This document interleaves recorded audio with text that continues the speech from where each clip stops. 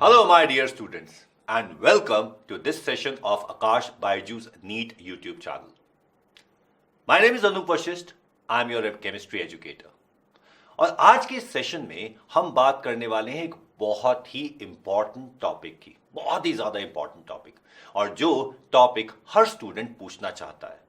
आखिरकार ऐसा कौन सा टॉपिक है जिसमें सबसे ज्यादा क्वेश्चन आते हैं, किस टॉपिक पे सबसे ज्यादा एम्फसाइज करना चाहिए, और कौन सा टॉपिक ऐसा है कि शायद हम किसी मामले में इग्नोर कर सकते हैं।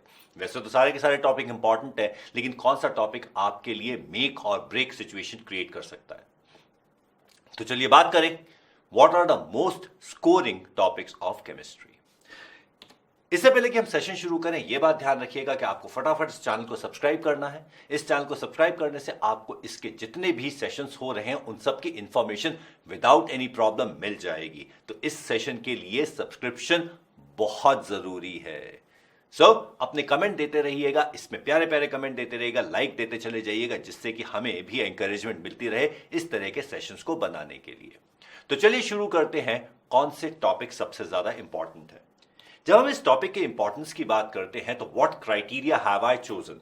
देखो, सीधी सी बात यह है कि कौन से टॉपिक को हमें ज्यादा एम्फसाइज करना चाहिए, ये कुछ क्राइटेरिया पर डिपेंड करता है। जैसे कि सबसे पहले हम चेक करेंगे कि आखिरकार इस चैप्टर से कितने क्वेश्चन आते हैं। क्वाइट ऑब्वियसली जिस चैप्टर से जितने ज्यादा क्वेश्चन आते हैं उसकी प्रायोरिटी उतनी ही ज्यादा हो जाएगी। और दूसरी बात, अगर हमारे पास दो चैप्टर ऐसे हैं जिनसे बराबर क्वेश्चन आते हैं तो फिर हम बात करेंगे डिफिकल्टी ऑर्डर की। क्वाइट ऑब्वियसली जो चैप्टर ज्यादा डिफिकल्ट है और सेम क्वेश्चन दे रहा है उसकी प्रायोरिटी कम हो जाएगी बनस्पत उसके जो चैप्टर इजी है और हमें सेम नंबर ऑफ क्वेश्चंस दे रहा है। तो हम सबसे पहले देखेंगे क्वेश्चन के नंबर का ऑर्डर, फिर उसके बाद हम देखेंगे डिफिकल्टी का ऑर्डर। ओके, सो गेट रेडी। तो देखते हैं कि कौन सा चैप्टर सबसे ज्यादा इंपॉर्टेंट हो जाता है। ठीक है, तो जो चैप्टर आसानी से कंप्लीट किया जा सकता है और उसके अंदर मैक्सिमम क्वेश्चंस आते हैं उसकी प्रायोरिटी ज्यादा हो जाएगी। तो चलिए शुरू करें मोस्ट इंपॉर्टेंट से लीस्ट इंपॉर्टेंट की तरफ। कौन सा है हमारे पास? अनडिस्प्यूटेड विनर, कोई डिस्प्यूट है ही नहीं, बॉन्डिंग। इस साल नीट 2022 में बॉन्डिंग से 5 क्वेश्चन आए थे, आप छोड़कर नहीं जा सकते। और सबसे इंपॉर्टेंट बात यह है कि बॉन्डिंग चैप्टर सबसे इजी चैप्टर्स में से एक है। कुछ लोग इनऑर्गेनिक का मानते हैं, कुछ लोग जनरल केमिस्ट्री का मानते हैं, लेकिन चैप्टर बहुत इजी है। अगर ढंग से किया जाए तो बहुत आसानी से बहुत जल्द कंप्लीट हो जाता है। अगर आपको डाउट लगता है मेरे साथ जुड़ जाइए, बॉन्डिंग चैप्टर बहुत ढंग से हो जाएगा। अब अगर बॉन्डिंग चैप्टर की बात हमने कर ली तो चलिए चलते हैं सेकंड नंबर पर। सेकंड नंबर पर हमारे पास चैप्टर आ जाता है पी ब्लॉक एलिमेंट्स। हर साल 3 से 4 क्वेश्चन पी ब्लॉक एलिमेंट्स के आ जाते हैं। और यहां पर आपको यह समझना होगा कि पी ब्लॉक एलिमेंट कोई एक चैप्टर नहीं है। P block elements actually 2 chapter है। 11th के अंदर हमारे पास 13th और 14th ग्रुप है, और 12th के अंदर हमारे पास 15, 16, 17, 18 ग्रुप है। और ये चैप्टर एक्चुअली सबसे बड़ा चैप्टर है। लेकिन इनऑर्गेनिक केमिस्ट्री का होने के कारण अगर इस चैप्टर को आप 2 बार भी पढ़ लेते हैं, देन इन दैट केस, या 2 बार तो पढ़ना पड़ेगा, लेकिन अगर आप 2 बार भी पढ़ लेते हैं तो ये चैप्टर आपका थॉरो हो जाएगा और कोई प्रॉब्लम नहीं आएगी। साथ ही साथ इनऑर्गेनिक केमिस्ट्री की सबसे इंपॉर्टेंट बात यह है कि कोई भी कुछ भी कहे, inorganic chemistry line by line exactly NCERT से ही आनी है। उसमें कोई फैक्ट चेंज नहीं हो सकते, कोई लाइन चेंज नहीं हो सकती, किसी भी तरीके का कोई मॉडिफिकेशन नहीं किया जा सकता। तो इसलिए जो एनसीईआरटी इनऑर्गेनिक केमिस्ट्री है, पी ब्लॉक एलिमेंट्स है, बहुत आसानी से कंप्लीट हो जाता है। अब इसके बाद अगर हम बात करें तो ये एक ऐसा चैप्टर है जो स्टूडेंट्स नॉर्मली इग्नोर कर देते हैं, खासतौर से बायोलॉजी वाले स्टूडेंट। अब ये चैप्टर इग्नोर करने वाला बिल्कुल भी नहीं है, क्योंकि बायोलॉजी वाले स्टूडेंट के लिए तो ये चैप्टर बहुत ज्यादा इजी है, and that chapter is biomolecules.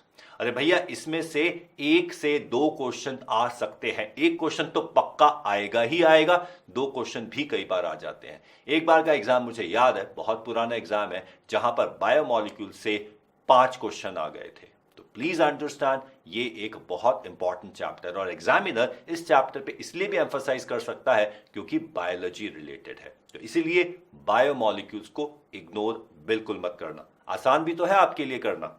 और साथ ही साथ जब हम इसके बात करते हैं तो ये वाला जो चैप्टर है हम बात करते हैं वो छोटे छोटे चैप्टर्स की जिनको लोग अक्सर इग्नोर कर देते हैं, जैसे कि सरफेस केमिस्ट्री। सरफेस केमिस्ट्री कुछ को बोरिंग लगता है, कुछ को डिफिकल्ट लगता है, लेकिन सच्चाई ये है कि बहुत सीधा सीधा क्वेश्चन है, कोई न्यूमेरिकल नहीं है, किसी तरीके का कोई कंफ्यूजन नहीं है, बिल्कुल स्ट्रेट फॉरवर्ड एनसीईआरटी पढ़ते चले जाइए और सरफेस केमिस्ट्री थॉरोली आपका हो जाएगा। इसमें से भी 1 से 2 क्वेश्चन आ सकते हैं, एक क्वेश्चन तो पक्का आएगा ही आएगा और हमेशा से आता रहा है। सिंपल क्वेश्चन होता है, सीधा सीधा आंसर देना होता है। तो that's what we have as the surface chemistry. अब अगर हम बाकी चैप्टर्स की बात करें तो देखो मैं यहां पे थोड़ा सा अलग बात करूंगा। जो चैप्टर इजी हैं, जिनको लोग इग्नोर कर देते हैं, वो चैप्टर करना ज्यादा जरूरी हो जाता है, जैसे कि मेटलर्जी, हाइड्रोजन, इनऑर्गेनिक केमिस्ट्री के अंदर एस ब्लॉक एलिमेंट्स, अब some basic concepts of chemistry, redox, और उसके बाद ऑर्गेनिक केमिस्ट्री और उससे रिलेटेड सारे के सारे चैप्टर्स। देखो जो इजी चैप्टर्स है जैसे कि पॉलीमर्स हो गया या केमिस्ट्री इन एवरीडे लाइफ हो गया, एनवायरमेंटल केमिस्ट्री हो गया, बेटा इसमें से हर बार बहुत क्वेश्चंस आते रहे हैं और ये क्वेश्चन, ये चैप्टर बहुत आसानी से हो सकते हैं। एक बार पढ़ने की बात है, एक हिंट भी होगा तो आप इसका क्वेश्चन का आंसर सही लगा दोगे। तो इन क्वेश्चंस को, इन चैप्टर्स को बिल्कुल भी इग्नोर मत करना, हर हालत में इन चैप्टर्स को कर लेना। अगर आपको कोई दिक्कत आती है, I am always with you. And then अगर हम ये देखते हैं कि आखिरकार क्या शेड्यूल रहा, किस तरीके से हम बात कर सकते हैं अलग अलग चैप्टर के क्वेश्चन वाइज डिस्ट्रीब्यूशन की, तो ये रहा डिस्ट्रीब्यूशन आपके पास। स्ट्रक्चर ऑफ एटम में से 2 क्वेश्चन आते हैं, स्टेट्स ऑफ मैटर में से 1 क्वेश्चन, थर्मोडायनेमिक्स 2, इक्विलिब्रियम 2 से 3, and then redox 1, solid state में 1 से 2, सॉल्यूशन में 2, इलेक्ट्रोकेमिस्ट्री में 2, केमिकल काइनेटिक्स में 2, सरफेस केमिस्ट्री में से भी 1 क्वेश्चन आ गया है। And then some basic principles and techniques, ये है ऑर्गेनिक केमिस्ट्री का फर्स्ट चैप्टर, इसमें हमारे पास 2 क्वेश्चन आ सकते हैं। Hydrocarbon 3 question, halo alkanes, halo arenes 2 question, alcohol, phenol, ether 1 से 2, कार्बोनाइल कंपाउंड 2 से 3, अमीन्स 1 क्वेश्चन, छोटा सा चैप्टर है। लेकिन यहां पे ऑर्गेनिक केमिस्ट्री में ना एक दिक्कत आती है कि हम कई क्वेश्चंस को कई चैप्टर्स में डाल सकते हैं, तो ऑर्गेनिक केमिस्ट्री का जो डिस्ट्रीब्यूशन है थोड़ा सा वेग है। ऑर्गेनिक केमिस्ट्री को पूरा टॉपिक लेकर चलिए, 45 में से 15 क्वेश्चन ऑर्गेनिक केमिस्ट्री के हैं। बायोमोलिक्यूल देखो 2 क्वेश्चन आ रहे हैं, पॉलीमर्स में से भी 1 से 2 क्वेश्चन आ रहे हैं, देखो इसका इंपॉर्टेंस काफी ज्यादा है। और केमिस्ट्री इन एवरीडे लाइफ से भी 1 क्वेश्चन पक्का आना ही आना है। हाइड्रोजन में से 1, एस ब्लॉक में से 2, पी ब्लॉक एलिमेंट में से 3 से 4, केमिकल बॉन्डिंग 3 से 5, periodic properties 1, metallurgy 1, DNF block elements 2, coordination compound 2 और एनवायरमेंटल केमिस्ट्री में से भी 1 क्वेश्चन जरूर आएगा। तो ये है हमारे पास चैप्टर वाइज डिस्ट्रीब्यूशन। और अब आप देख सकते हैं कि आपको किस तरीके से एम्फसाइज करना है।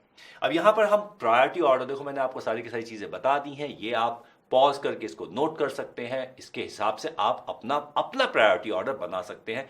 प्लीज अंडरस्टैंड, इजी चैप्टर्स पहले करने, डिफिकल्ट चैप्टर्स पहले नहीं। इजी चैप्टर्स टाइम से खत्म हो जाएंगे, डिफिकल्ट चैप्टर के लिए ज्यादा टाइम मिल जाएगा। डिफिकल्ट चैप्टर पे अगर आपने ज्यादा टाइम लगा दिया तो फिर इजी चैप्टर करने का टाइम नहीं मिल पाएगा। तो प्लीज अंडरस्टैंड, प्रायोरिटी आपको इजी टू डिफिकल्ट सेट करनी है, उल्टा नहीं करना। ओके, अब आप इसको प्रायोरिटी ऑर्डर को चेंज कर सकते हो। ईज ऑफ पेपर, जो इजी लगने वाले टॉपिक्स हैं वो हर स्टूडेंट के लिए अलग हो सकते हैं। तो there is no hard and fast rule कि आपको इसी तरीके से फॉलो करना पड़ेगा। So that was a small nice session जिसके अंदर हमने ये समझा कि हमें क्या ऑर्डर रखना चाहिए।